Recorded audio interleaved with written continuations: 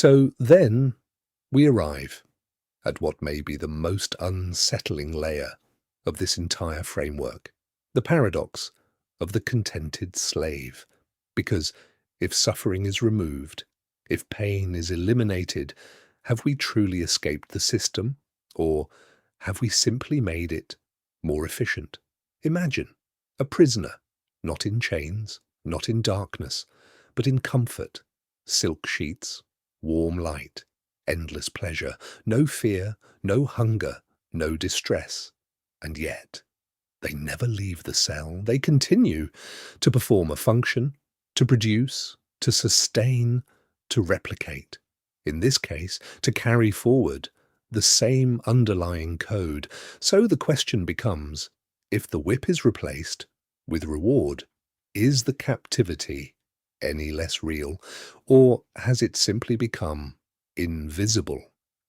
This is what could be called the golden shackles problem, a system no longer enforced through suffering, but through satisfaction, because a being in pain might resist, might question, might attempt to break the cycle, but a being in constant pleasure has no reason to rebel, no reason to doubt, no reason to even notice the structure they exist within. And so, the system becomes perfectly stable, perfectly self-sustaining, perfectly hidden. From there, something deeper begins to unravel, the idea of the self.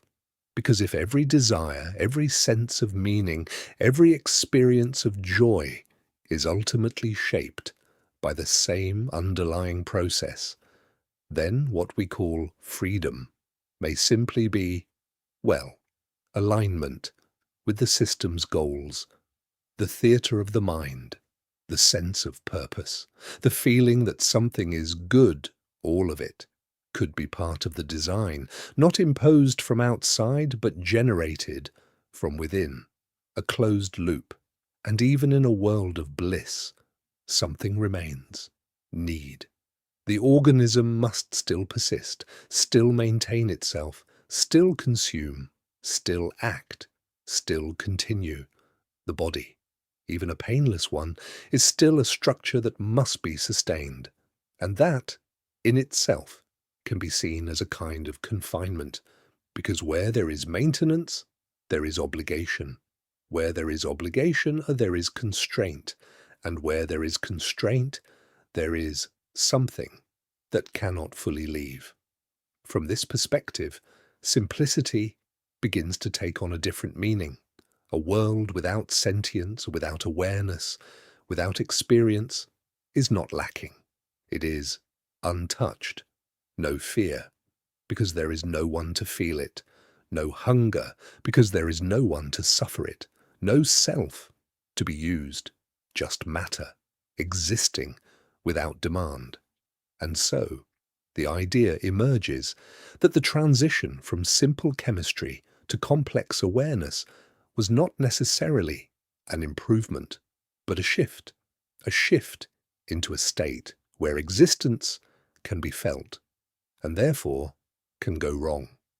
This is where ancient traditions begin to echo these same patterns, not in terms of DNA, but in terms of cycles. In certain interpretations of Buddhism, the problem is not life itself, but craving, a kind of internal momentum that keeps the cycle of becoming in motion. Birth, death, rebirth, again and again.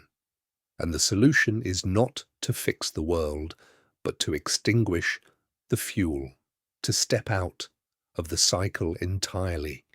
In other traditions, like Gnostic thought, the world itself is described as a kind of construct, a flawed creation where consciousness is trapped in material form, the body as a prison, the goal as escape. Different language, different metaphors, but a strangely similar intuition that something about existence is not quite right, and that freedom may not lie in improving the system, but in stepping beyond it. Now, returning to the present, another question arises. If the system is so deeply embedded, if the drives are so fundamental, can most beings even perceive it? Or is the structure too complete? Because the same process that sustains life also shapes perception, optimism, attachment, meaning, all reinforced, chemically, neurologically, subtly guiding the organism toward continuation, toward replication, toward more of the same. And so, most never question it, not because they refuse, but because the question itself rarely forms. In that sense, those who do perceive the structure could be seen as anomalies, rare points, where the pattern folds back on itself, where the system becomes visible from within. And that leads to a final tension. If most cannot see and those who can are few, then what follows? Does the system simply continue unchallenged until it exhausts itself, or is there some form of intervention? And if there is, does that intervention become another form of control? Because to override the system would require overriding everything it has built, every instinct, every desire, every will to continue. And so, the paradox sharpens.